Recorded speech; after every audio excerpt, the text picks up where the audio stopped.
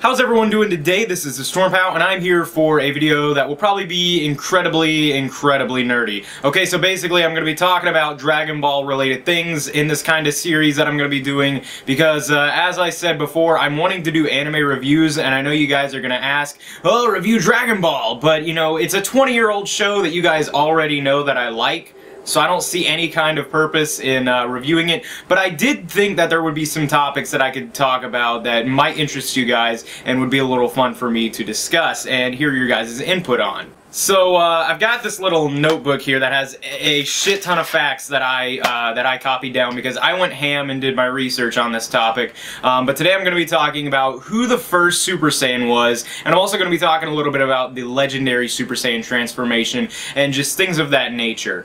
So it was pretty unanimous that the quote-unquote first Super Saiyan was the Great Ape, the Golden Great Ape that Vegeta had talked about during the Namek saga when he was trying to talk about Super Saiyan Legend and describe it to Goku. Goku, in turn, became the second Super Saiyan, and then Vegeta and Gohan, Trunks, all of that fun shit. However, when the Dragon Ball Z OVA, the episode of Bardock, came out, there were a few more questions about it, whether Bardock was actually the first Super Saiyan or not. Some have even gone as far as to call him a Legendary Super Saiyan. Now note that I said a Legendary Super Saiyan, not the Legendary Super Saiyan, because really, at no point in the anime or manga did they ever say that there could only be one Legendary Super Saiyan. Now, contrary to popular belief, because I know a lot of people are already going to call me out on this and say that Vegeta said that there was only one Legendary Super Saiyan every 1,000 years born. He actually did not say that during the Namek saga. What he actually was saying is that there hasn't been a Super Saiyan since 1,000 years before that statement. And the Super Saiyan that he was talking about was the quote-unquote original Super Saiyan, as I'm going to call him. But we may be proving that wrong, whether or not he was the original Super Saiyan or not. The original Super Saiyan, as Vegeta had described him,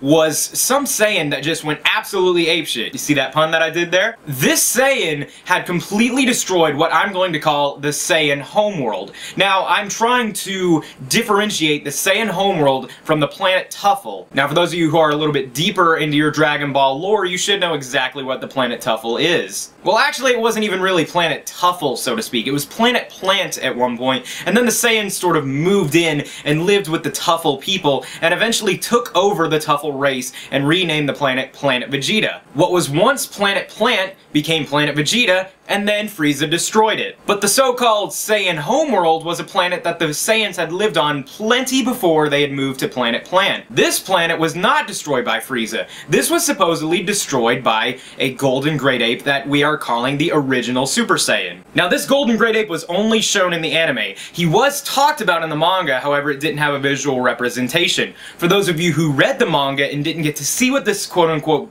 original Super Saiyan looked like, he basically looked like this sock monkey right here. Do you see it? Golden monkey. Yeah. Well, basically, this golden sock monkey, of which the Saiyans had seen, was some powerful Super Saiyan that completely lost his mind. He went bananas, and he blew up the entire planet. Now, go.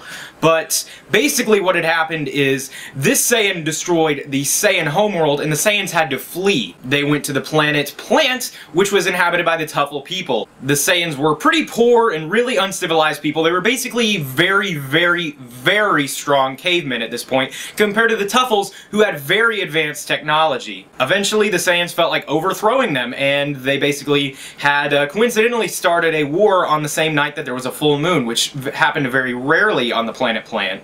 And that was basically the deciding point in the war, and they were able to take over the Tuffle people and overthrow their government, and they basically turned it into Planet Vegeta. Not too much farther down the line, the Saiyans had used some of the advanced Tuffle technology that was still left over after the war. To be specific, they had used one of their rockets, and they went and found the Arcosian people, as I've written it down. I cannot remember that name very well. But basically, the Arcosian people were working with Frieza at the time, and they were in the intergalactic planet trade. They had given the Saiyans the Saiyan armor and the Saiyan pods that we know as very basic Saiyan technology nowadays. Now you should probably take into consideration the fact that all of this information was said by King Kai. He had said that the Saiyans used a Tuffle rocket to go to the Arcosian people where they gave them this technology. Now this doesn't make a whole lot of sense to me for one reason, because I don't know how the Saiyans were able to flee their original homeworld if they didn't get space pods until plenty after this incident happened. But then again, we're kind of having to question the credibility of King Kai right now,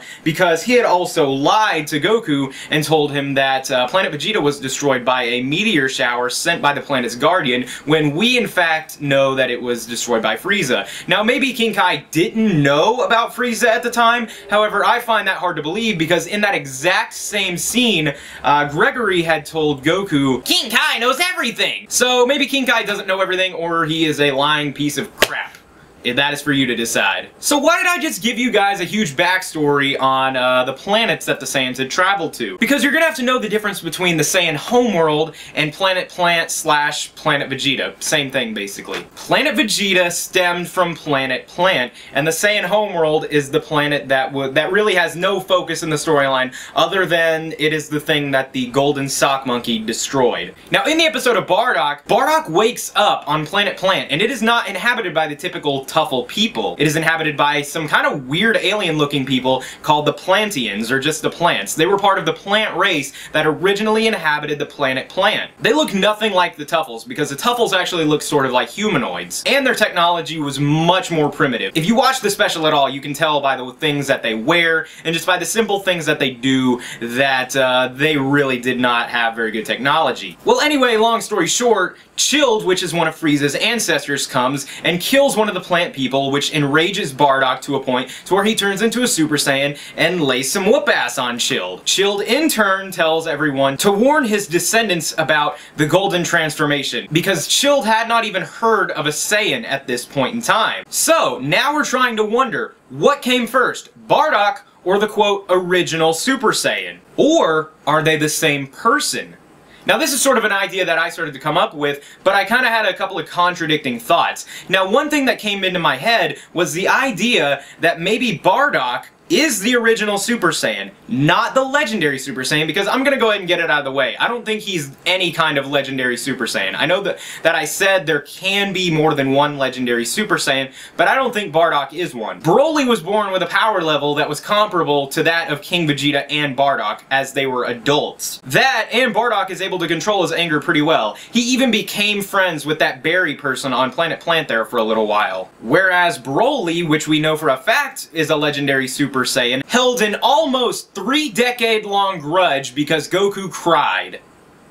Yeah, you guys saw how crazy and postal Broly went. Compare that to what Bardock went through. It is nothing. If you think that Bardock is anywhere near on the same tier of Broly in terms of being a Legendary Super Saiyan, I'm sorry, but I'm gonna have to completely 100% disagree. I just went off on a little bit of a tangent there, but as I was saying, I started to wonder if the original Super Saiyan was in fact Bardock. Now, as I said, the plant people were there plenty before the Tuffles. Now, this could mean one of two things. Either the plant people slowly evolved into Tuffles, and that would almost sort of make sense in what I'm about to say, because as I said, Vegeta had said that the last Super Saiyan was about 1,000 years ago, and in the Japanese version, he actually said that it was 3,000 years ago, even longer. So I would say that maybe in terms of anime, 3,000 years is long enough for them to evolve, even though by our real-life standards, stuff like that really takes like millions of years. Or the Tuffle people could have simply invaded Planet Plant and killed the Plantian people that we know,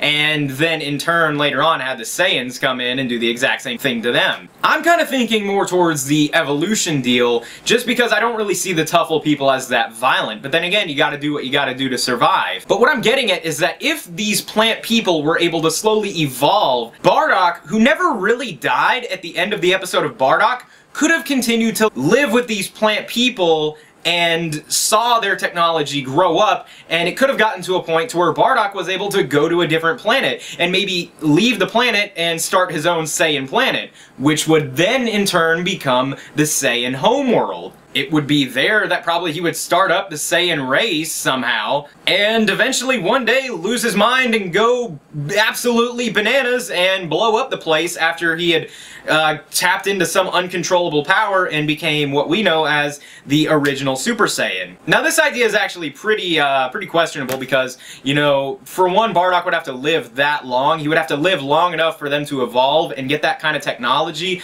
to where he could move planets over, and then he'd have to somehow start the race. I don't really know exactly how that would work unless he randomly found some other Saiyans, or how exactly all that would work. You know, I don't really know exactly what happens to Bardock at the end of the episode of Bardock. I don't really even remember if it says anything because it's been forever since I've seen that. But basically all that we know for sure is that the episode of Bardock's events take place plenty before that of the original Saiyan blowing up the Saiyan homeworld.